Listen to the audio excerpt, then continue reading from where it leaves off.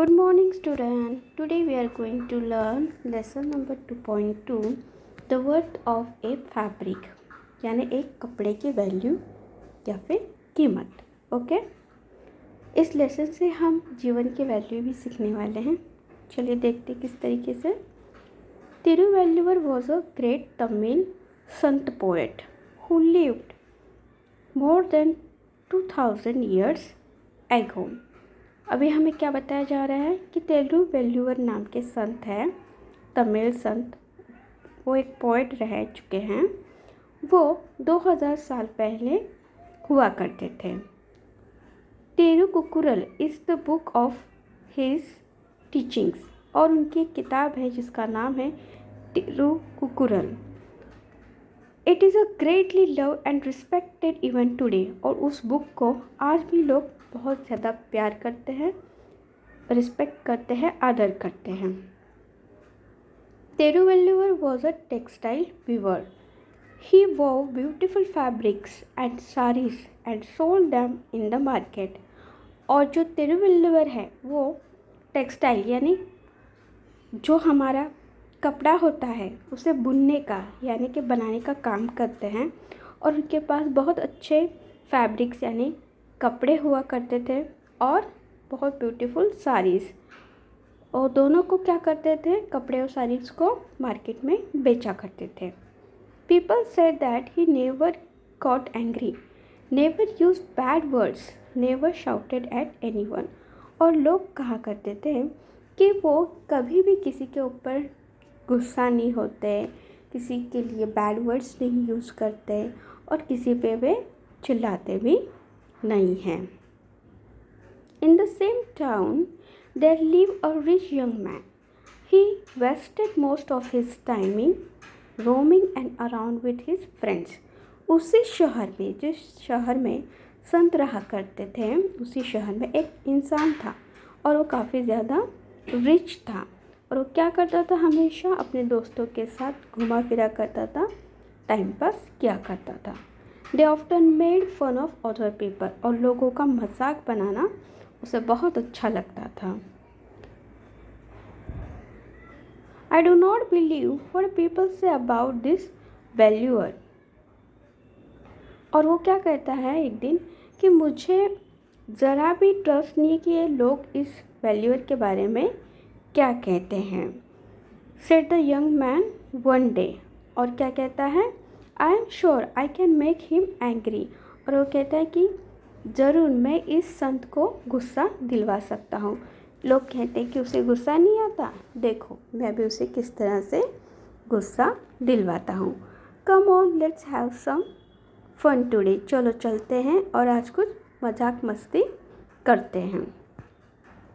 So the arrogant young man approach Thiruvalluvar in the market.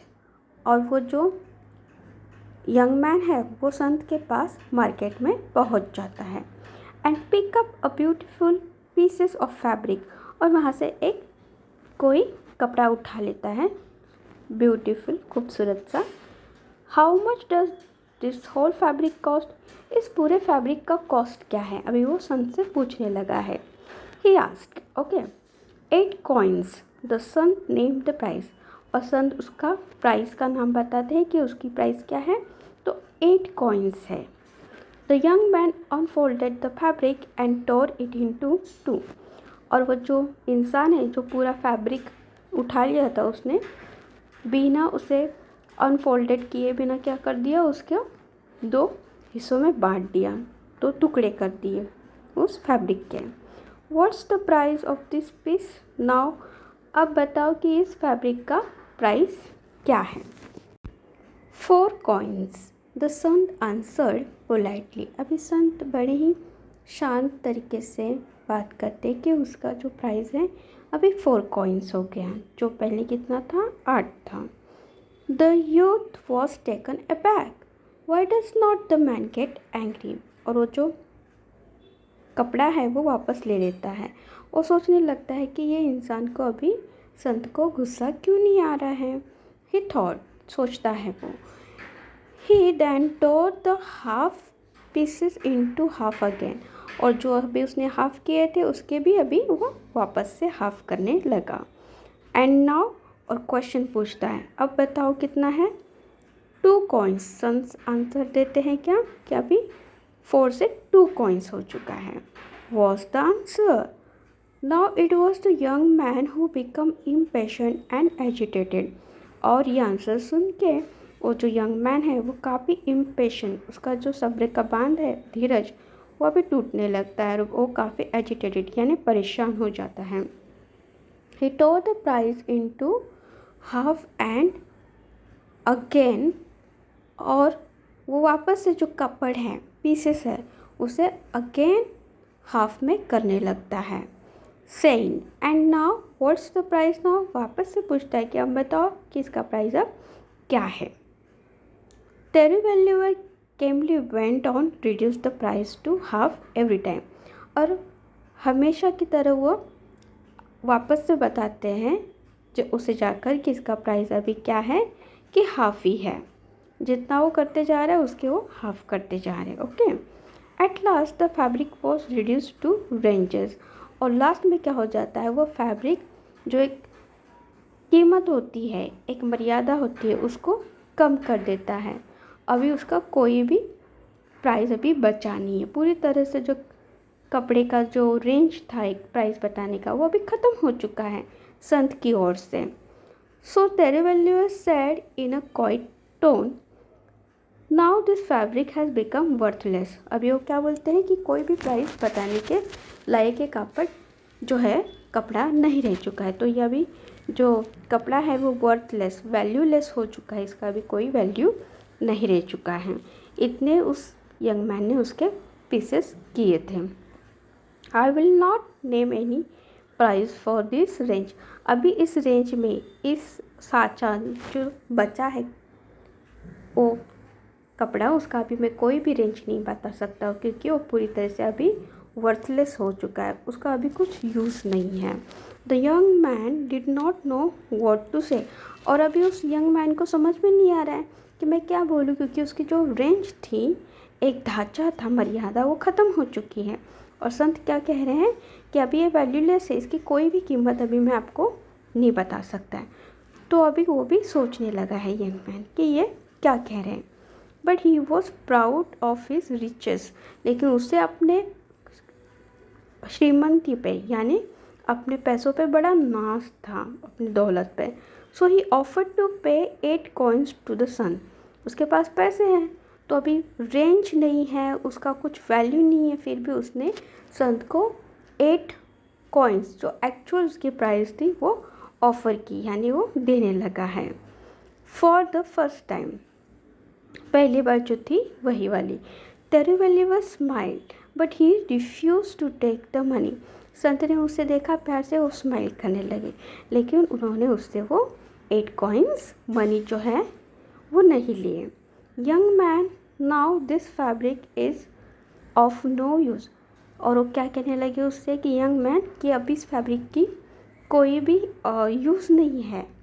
It has become a worthless, ये worthless हो चुका है, किसी भी काम का नहीं है, इसकी अभी कोई वैल्यू नहीं है। Why? Because no one will be able to wear it now. और पूछता है क्यों, ऐसा क्यों? तो संत जवाब देते हैं क्योंकि अभी इस कपड़े को कोई भी अभी पहन नहीं सकता, इसके इतने पीसेस हो चुके हैं, इसकी रेंज पूरी तरह से ढल चुकी है, रिड्यूस हो चुकी है। Okay, do you know the fabric was not made in a day, many people have toiled to make it. The farmer who grow cotton in his field work hard for months through sun and rain. अभी संत क्या कह रहे हैं कि तुम्हें पता है कि एक फैब्रिक एक दिन में नहीं बनता, एक कपड़ा एक दिन में नहीं बनता, बहुत सारे लोग उसे बनाने के लिए हार्ड वर्क करते हैं, बहुत परेशानी झेलते हैं। टॉयलेट मीन्स परेशानी झेलना, लंबे समय तक किसी काम को करते रहना। और फार्मर्स उस कॉटन को फील्ड यानी खेती से निकालने के लिए बहुत हार्ड वर्क करता है, धूप में काम करता है, रेन में काम करता है। He pick up cotton from each boll and give it for spinning, यानी कॉटन के हर एक बॉल्स को, पाउंड ऑफ कॉटन प्लैनेट को बनाने के लिए, पूरे प्रोसेस के लिए बहुत ज़्यादा समय लगता है, और उसे स्पिनिंग करने के लिए यानी उसको थ्रेड या आयरन का रूप देने में काफ़ी ज़्यादा समय लगता है। Then someone else carded the cotton and spun it into long.